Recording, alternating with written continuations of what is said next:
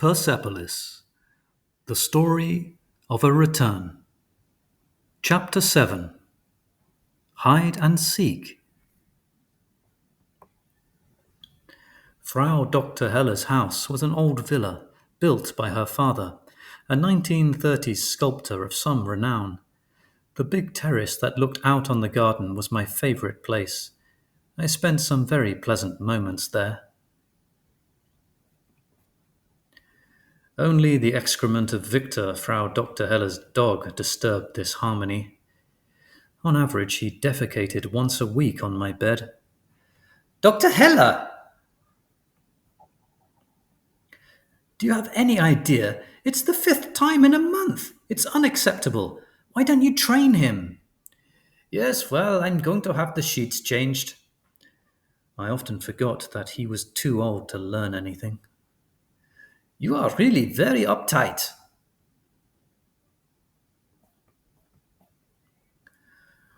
All my friends had left our school. Julie was in Spain. Thierry and Olivia had gone back to Switzerland, and Momo had been expelled. I was alone at school, but I didn't care. My lack of interest in others made me more interesting. How's it going, Marjane? Fine, fine. Ever since I'd seen my mother, I didn't need anyone. Well, almost.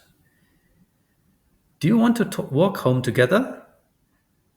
No, my boyfriend's coming to get me. His name was Enrique. I'd met him through Dieter, one of my former housemates. Enrique was half Austrian, half Spanish. What do you say about going to an anarchist party this weekend? Of course, I'd love to. Enrique was 20 and played the piano. I liked him a lot. There'll be about 20 of us. It'll be cool. Do you know all of them? Yes. Learning that he knew real anarchists only intensified my feelings for him.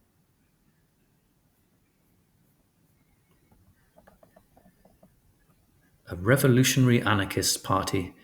It reminded me of the commitments and the battles of my childhood in Iran.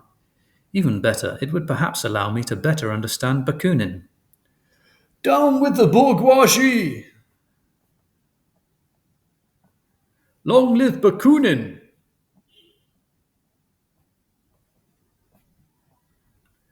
I was counting the hours. Finally, the big day arrived. After an hour and a half on the road, we arrived in the middle of a forest. In the distance, I saw a group of adults chasing one another and shouting, You're it! You'll never get me. Catch me if you can.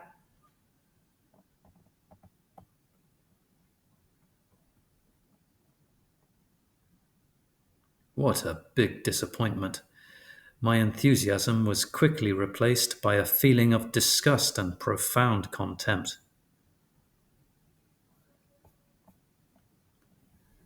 So, these are the anarchists? What do you think?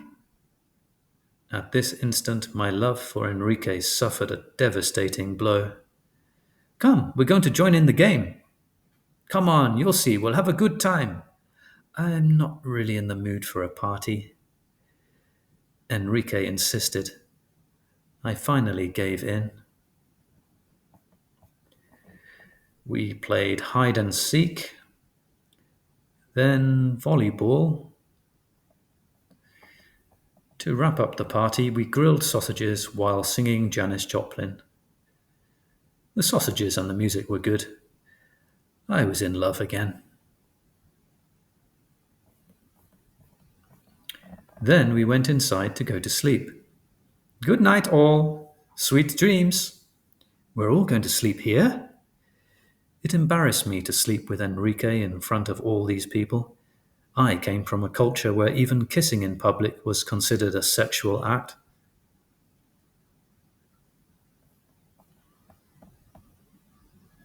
Here, Marjane, let me introduce you to Ingrid. Delighted to meet you, Marjane. There's a room upstairs. You can sleep there if you like. Yes, thanks. That's kind of you. She is very cute, your girlfriend. I know. Good night, lovebirds. Until that night, my relationship with Enrique was strictly platonic. I had grown up in a country where the sex act was never consummated until after marriage. For Enrique, it wasn't a problem. We satisfied ourselves with tender kisses. But this night was different. I felt ready to lose my innocence. And too bad if no Iranian ever marries me. I'll live in Europe and I'll marry a European. I didn't want to be a timid virgin any longer.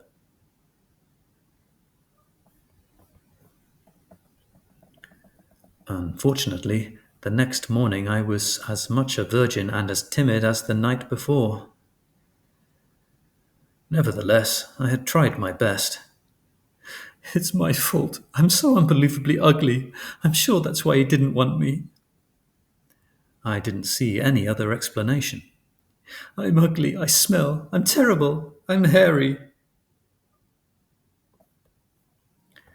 I went to join him so we could talk. Ingrid. I had just found another explanation. He was in love with Ingrid. Hi, my sweet pea. I didn't want to wake you. You were sleeping so peacefully. Are you okay? Yes. I have some things to do. See you later. See you. Why are you so sad? I know. Come. I need to talk to you. He's going to tell me that he's marrying that fat cow. Come. He's going to tell me that she is the love of his life, that I'm like a sister to him. Marjane, I adore you. Thanks to you, I've discovered something very important. I'm listening. I haven't told anyone. I wanted to share this secret with you first. It's true? You didn't even tell Ingrid? No. Here it is. I think I'm gay. What? You too? It was inconceivable. First my 8 housemates, and now my boyfriend. To think that all the men I knew found love amongst themselves. If it didn't work with you, it wouldn't work with anyone. I never really knew who I was. You removed all my doubts. I swear it's not you. I think you're pretty, attractive, sweet. It's me. I promise you, it's me. Nevertheless, somewhere inside I was reassured. It was easier to accept that he was gay than that he had a preference for Ingrid or he found me ugly. I'm happy for you. What else could I say? Promise me that we'll always be friends. I promise. I gave my word, but I was too young to keep it. This chaste love affair frustrated me more than it satisfied me. I wanted to love and be loved for real.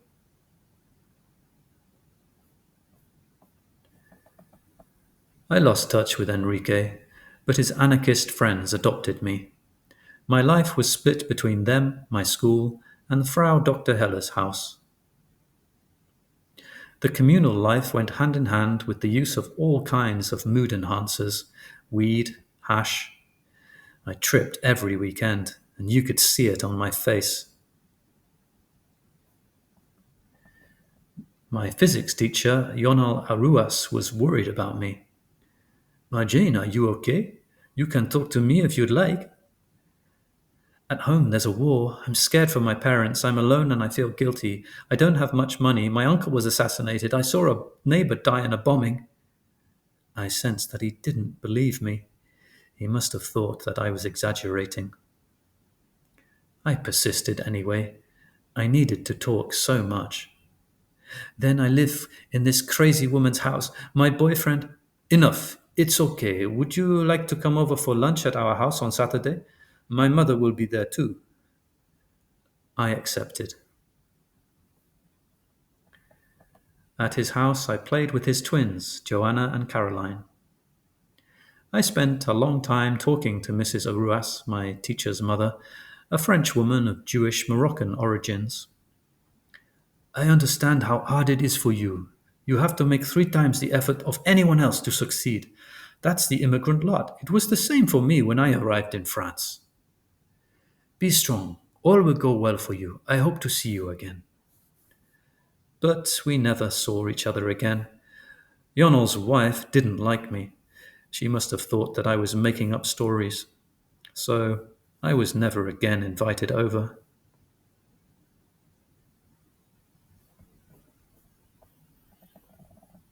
After my romantic disappointment with Enrique, I understood Julie better when she talked about the negative effects of a platonic affair on her mother.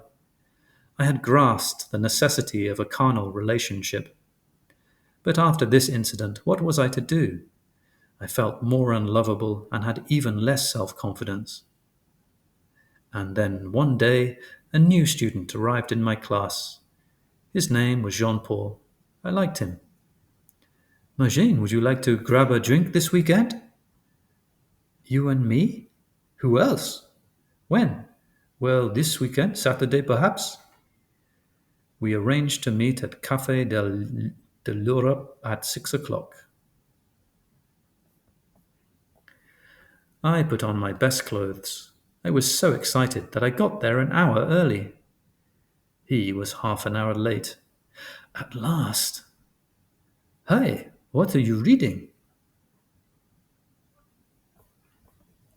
Oh, it's you. I hadn't noticed. Have you been here long? No, I just got here.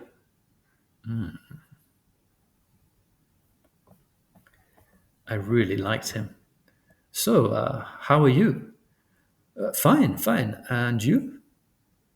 I'm okay. It's just, I'm experiencing a great lack of affection.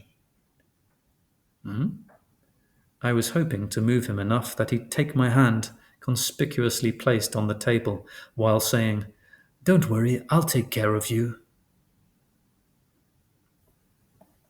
Instead, he said, Everything comes to he who waits. I didn't really understand what he was trying to say, so I waited.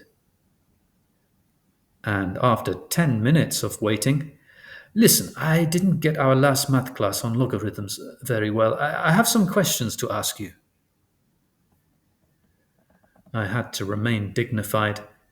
I explained everything as naturally as possible.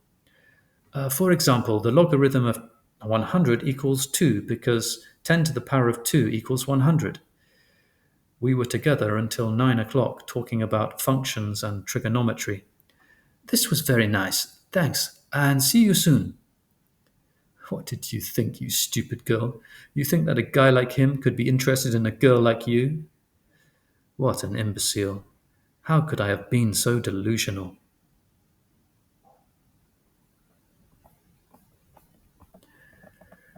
The following weekend, I was back at the commune. Where were you the past 2 weeks? Why didn't you come see us? One of my teachers invited me over, and last week I saw a friend. Ingrid, my former enemy, had now become a great friend. She taught me transcendental meditation. With her, I spent my time either meditating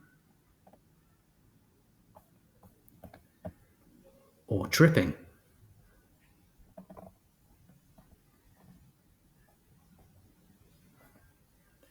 I didn't always like it, but I by far preferred boring myself with her to having to confront my solitude and my disappointments.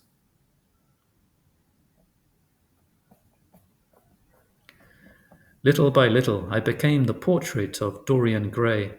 The more time passed, the more I was marked. But this kind of decadence was pleasing to some, and that's how I met the first great love of my life. Hey, Marjane! His name was Marcus. He was studying literature. At least I was sure that he didn't want to see me because of his math problems. What are you doing on Saturday? I'm going to see my friends in the country. Why? Do you want to go to a club? Sure, why not? This time I didn't make any effort at all. I didn't put on my best clothes and I arrived an hour late. I'd given up. I thought that you wouldn't come. I'm happy that you're here. Do you want to dance? No, I don't like dancing. Actually, I don't like clubs. We danced anyway. You're so beautiful tonight. What a liar. Aside from the fact that we were both only children, we didn't have anything in common. I was uncomfortable. Happily, this pathetic situation didn't last long. The club closed at 2:30 in the morning. If you want, I can take you home, but I need to fill up first. Shall we split it? Okay. Nothing surprised me anymore. Even paying for gas so that my white knight could drive me home seemed completely normal. You know what I love about you? Your rebellious side and your natural nonchalance.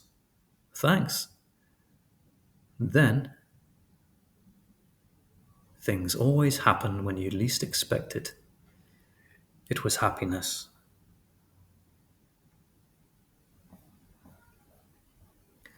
I finally had a real boyfriend.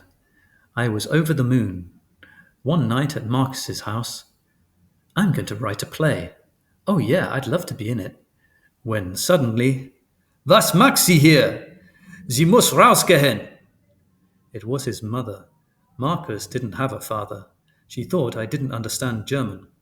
She was saying that I had to go raus, outside. I'd already heard this threatening word yelled at me in the metro. Du Scheib Ausländerin, geh raus! It was an old man who said, Dirty foreigner, get out. I had heard it another time in the street, but I tried to make light of it. I thought that it was just the reaction of a nasty old man. But this was different. It was neither an old man destroyed by the war, nor a young idiot. It was my boyfriend's mother who attacked me. She was saying that I was taking advantage of Marcus and his situation to obtain an Austrian passport, that I was a witch. I think she'd never looked at herself in the mirror. Lab uns in Ruhe! She ordered me to leave them alone, her and her son. Raus! Ich sag raus! And then threw me out. Go on home. I'll come see you tomorrow at your house. Marcus must have been suffering more than I. He had to sacrifice his relationship with his mother to continue to see me. I didn't want to add to it, so I said nothing.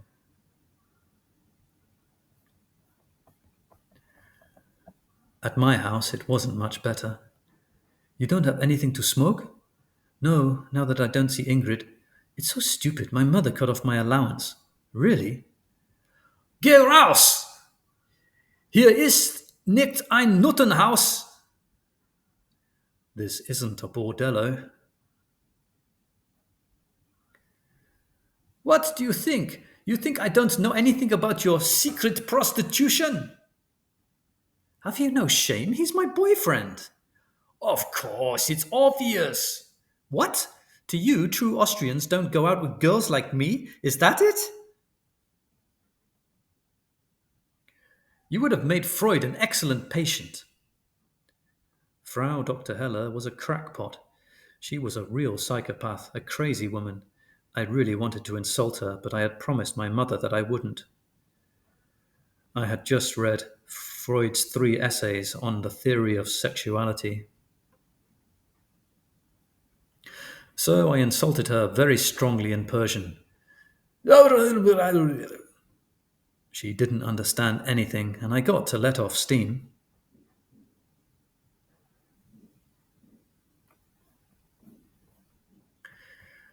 Marcus and I didn't know where to go. We often ended up in his car, where we smoked joints to distract ourselves. Listen, I heard of a cafe where you can buy cheap hash. Do you want to go see? I can't find anywhere to park. Of course. Here's 200 shillings. No, it's okay, I've got some money. I went in. I was very, very scared. It was the first time that I'd set foot in such a sordid place. But it wasn't a big deal. After all, I was doing it for love. Excuse me, I want 2 bags for 200 bucks. Follow me. Here, thanks. Marcus was proud of me. So proud that he told the whole school that his girlfriend had contacts at Cafe Camara.